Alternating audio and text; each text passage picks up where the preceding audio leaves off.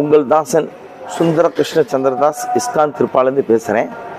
நம்ம கிருஷ்ண பலராம் டெம்பிளில் நீங்கள் பார்த்தீங்கன்னா கிருஷ்ணர் வந்து பசுமாட்டை இருப்பார், பலராமர் வந்து உழவு இதோடு வச்சுருப்பார். இது என்ன அர்த்தம்னா நமக்கு வந்து கண்டிப்பான முறையில் விவசாயமும் பசு பராமரிப்பும் தேவைப்படுது.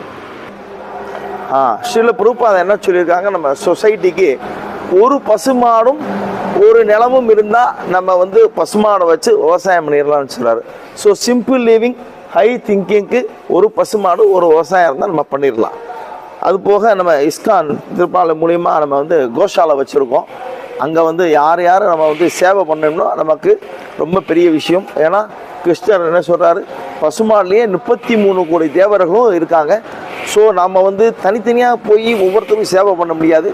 அங்கே நம்ம கோஷாலாவுக்கு வந்தோம்னா நம்ம ஒரு பசுமாடுக்கு நம்ம பூஜை பண்ணோம்னா